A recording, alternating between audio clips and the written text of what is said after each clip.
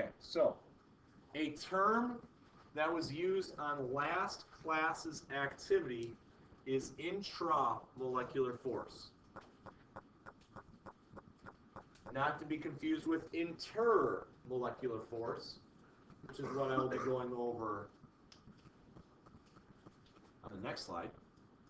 An intramolecular force is what holds atoms together within one molecule. Now, the term molecule, some people only designate for covalent things, so that's a little bit tricky here. This unit we call physical change.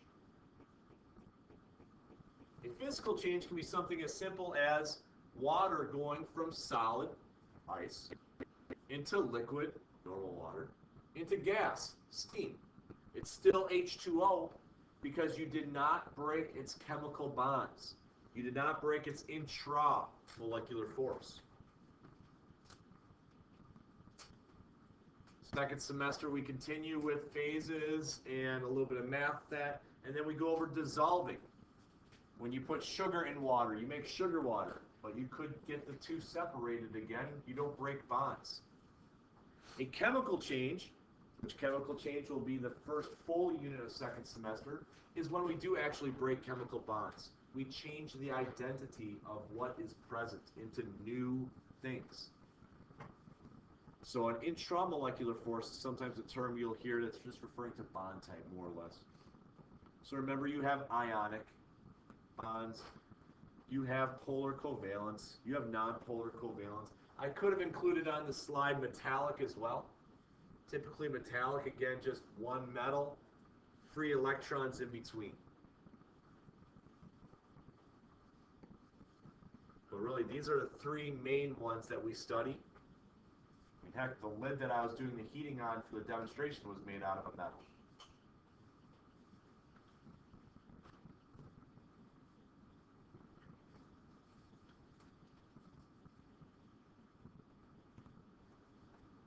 Now, when I say fluorine for that last nonpolar, remember I'm saying F2, because fluorine is a diatomic molecule.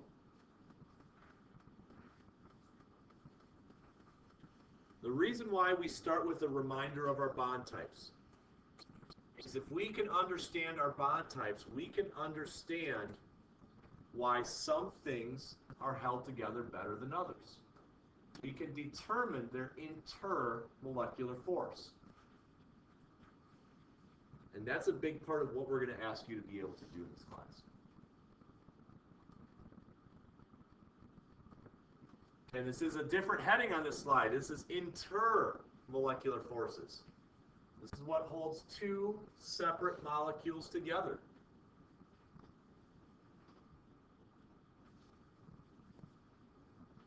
Typically, this is not as strong as an intramolecular force. So what holds one atom to a second atom is stronger than what holds one molecule to a second molecule. Now, I say an exception to this would be ionic. I'll give you a second to jot this down, and then I'm going to draw ionic out on the board to show what I mean by that.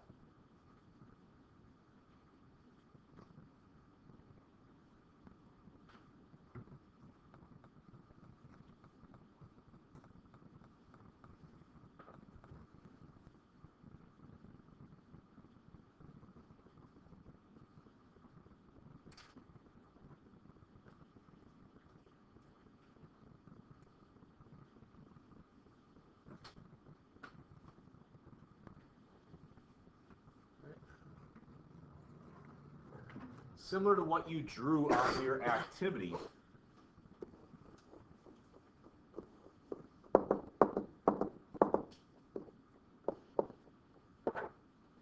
put a box around it. This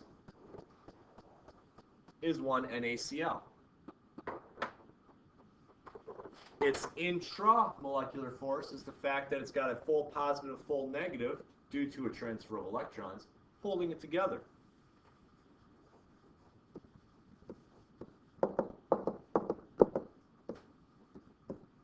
Here's a second NaCl.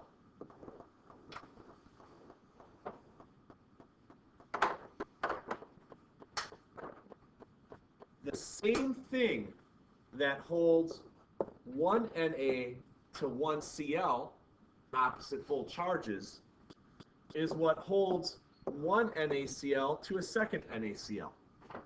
That's why ionic is kind of unique. That's why sometimes we don't even refer to ionic as molecules, because it's just positive and negative charges all held together. That's why ionic is held together so well. These are full charges. Quite frankly, if it was a -2 and a +2, it would be held together even more tightly, because the bigger the charge, the more attraction that can exist between oppositely charged particles. And to me, that's key for today, is understanding how well different things are held together. And they're held together by charges. Are those charges full, like ionic? And metallic. And metallic has free electrons floating within positive nuclei. Are they partial charges? Are they temporary charges? So understanding the difference between those is something that we need you guys to be able to do.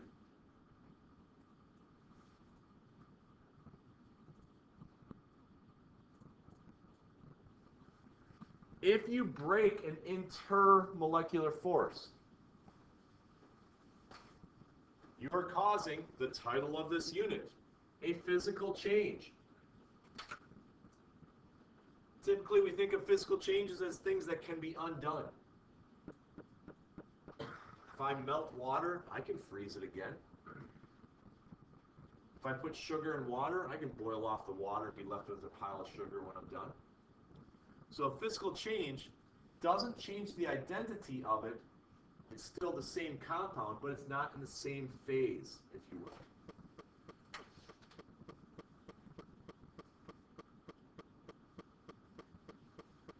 And one of the key points, my last point on this slide, that we try to have students understand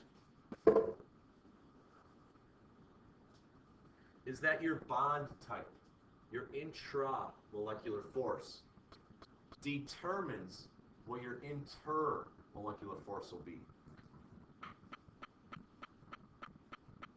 And then the packets that you've been doing takes this a step further. Your intermolecular force determines things like your melting point, or what you're going to see later on today, your heat of fusion and your heat of vaporization. So bond type, to start off with, that we covered last unit: polar, nonpolar, ionic, metallic. That determines how well each particle is held together within one molecule, if it is like covalent. Then what holds one covalent to another covalent is based upon that. How easy is it to turn it from a solid to a liquid is based upon that.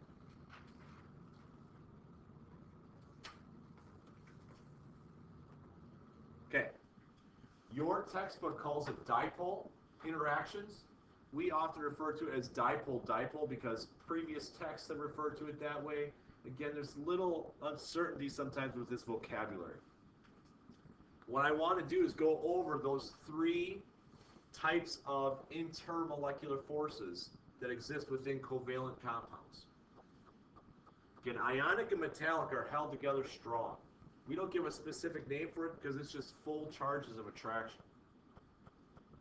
Covalent has three types of attraction. First being either called dipole interactions or dipole-dipole.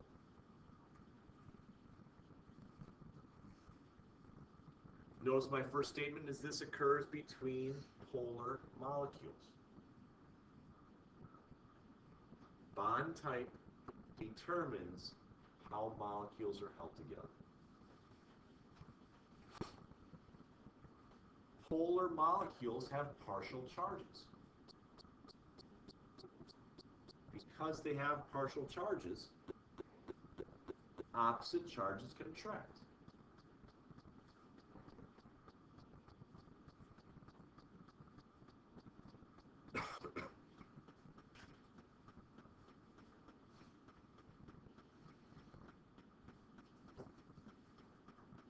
And I'm going to draw up on the smart board an example of that.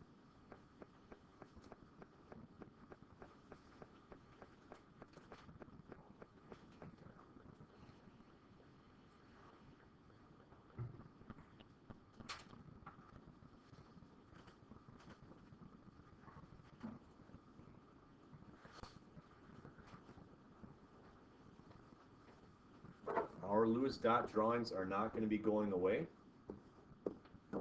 However, we try to pick Lewis dot drawings that are fairly straightforward when we start to go over this.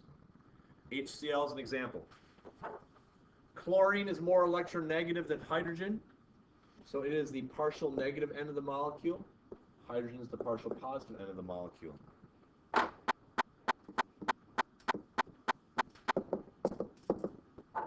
Here's the second one.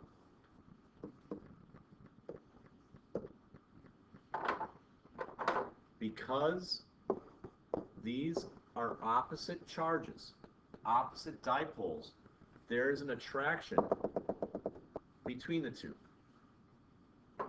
That attraction is the dipole-dipole.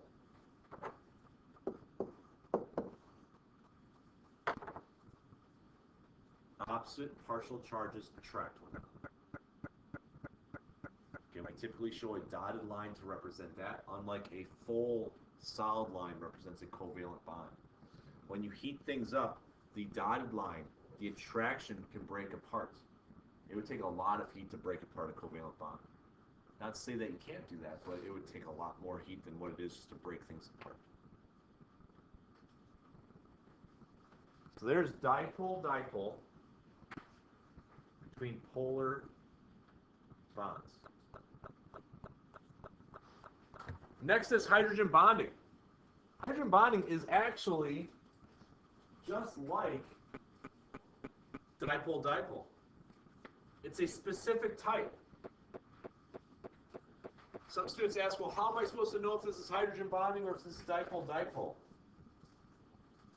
Hydrogen bonding only occurs in 3 instances: HO bonds, HF bonds, and HN bonds.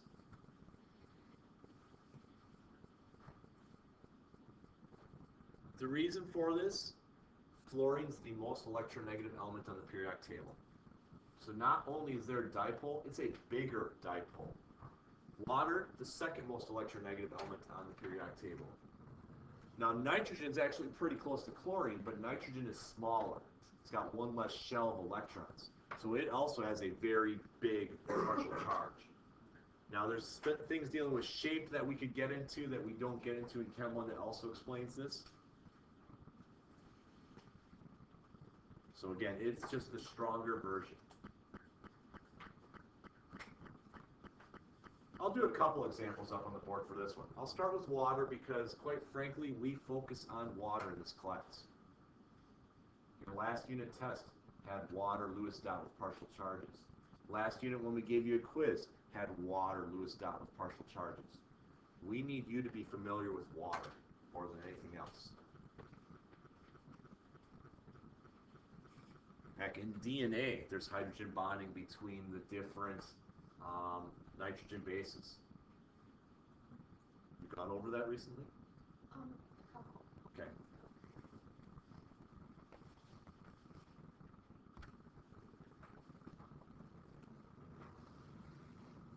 So if we start with water,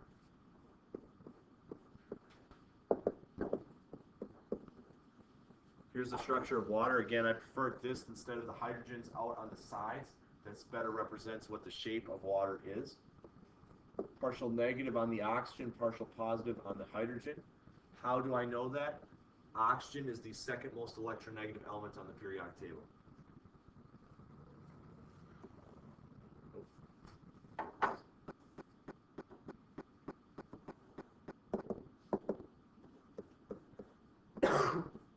It's the second water.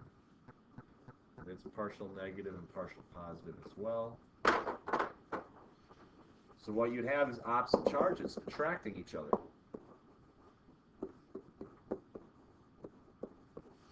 That is what a hydrogen bond is. A hydrogen bond is not a covalent bond between hydrogen and another atom. Hydrogen bond isn't a true bond. It's an attraction between two particles.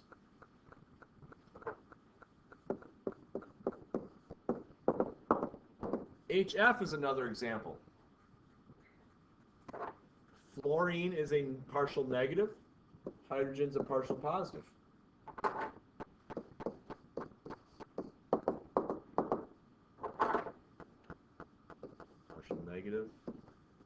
positive. And you have that attraction of opposite dipoles. The significance of water, the behavior of water, has so much to do with hydrogen bonding. That's why we don't just call it dipole-dipole, even though that's kind of what it is. It is just oppositely charged ends of polar molecules attracted to each other. However, it's a strong version. It's a strong version that makes water and other things, even again your twisted ladder DNA, unique. And without that strong version, our world would not be what it is. So that's why we have to differentiate between hydrogen bonding and dipole-dipole. Typically, these are the easier ones to explain. Save the best for last. Your textbook might call it dispersion forces. Others have called it London dispersion forces or even London forces. So this is what we reference it as to try to cover whatever we can vocabulary-wise. London dispersion forces are weak.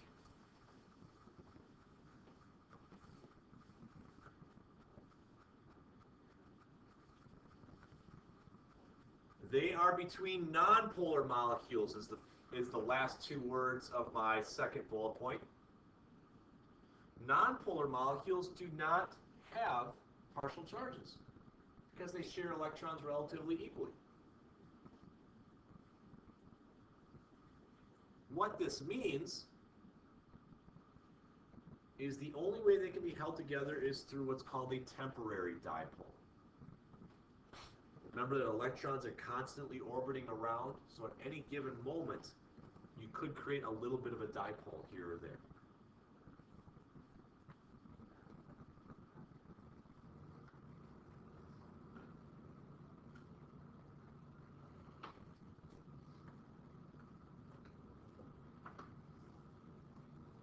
Because this is a weak force,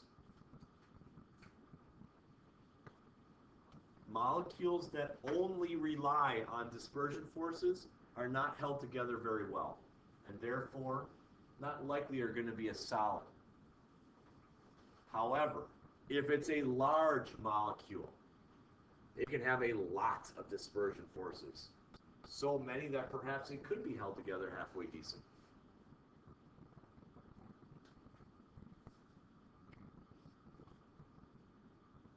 And I'm actually going to do two examples of this. One is carbon dioxide. And I'm actually going to do the fluorine, the F2, as well.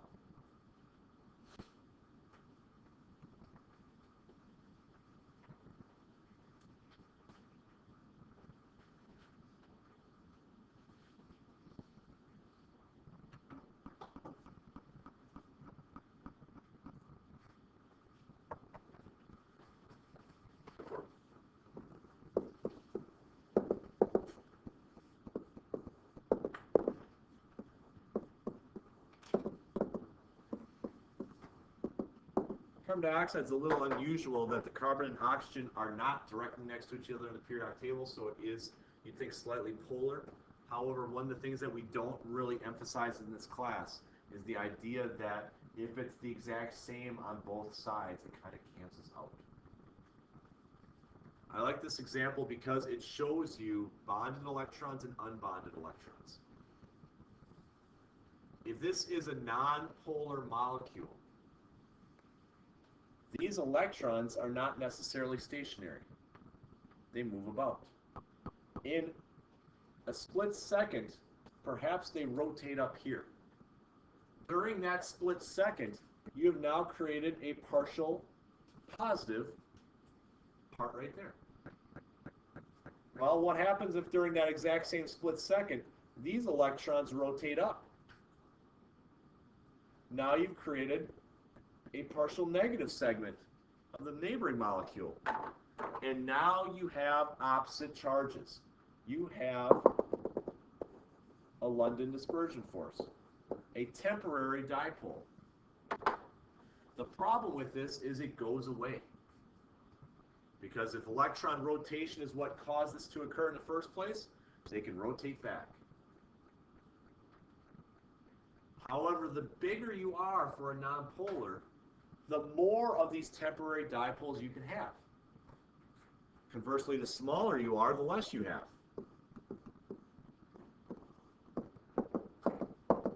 Diatomic fluorine is smaller than carbon dioxide.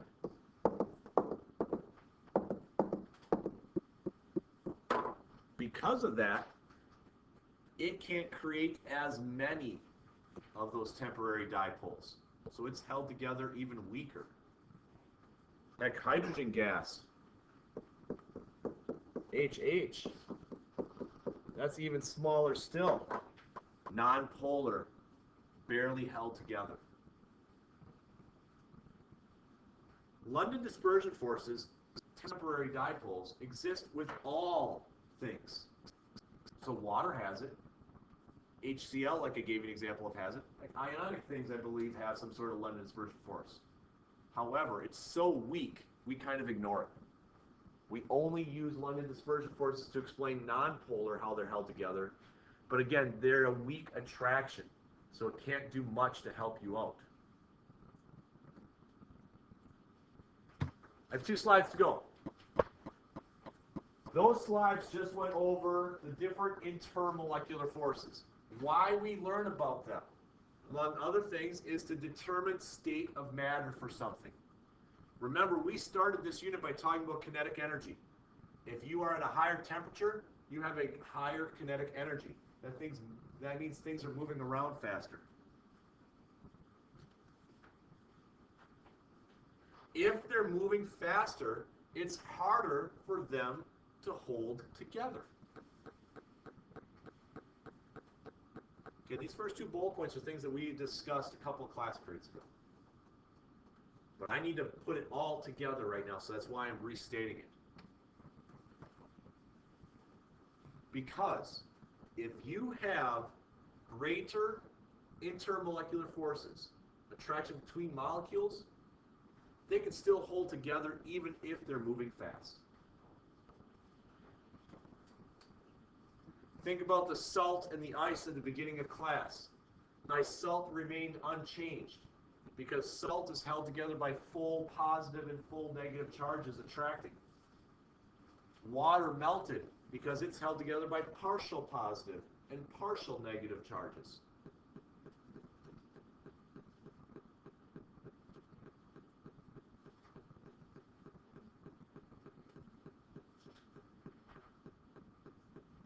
So what we will be asking of you, what we'll be assessing you on, is your understanding of how the greater the attraction there is, the harder it is to break it apart. One of the things we'd like to finish up on this slide with is if we're talking about solids, liquids, and gases, in this room right now there is heat. We're not at absolute zero in this room. The heat in this room is not enough to break apart an ionic compound. That's why at room temperature, ionic things are always solid. Typically, polar covalent things are usually a liquid at room temperature.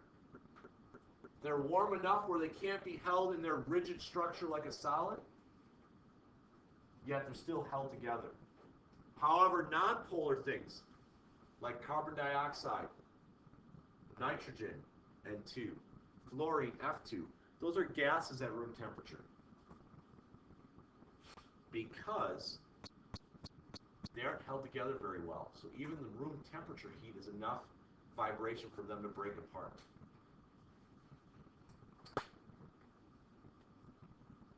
The stronger the attraction, the harder it is to break apart. That's what we want you to get to understand here. We don't think of heat being supplied in this room right now, but there is heat in this room. So what amount of heat can something withstand to be stuck together as a solid?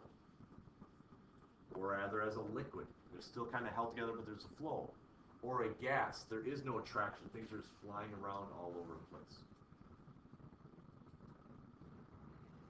This is where we're going to end notes for today.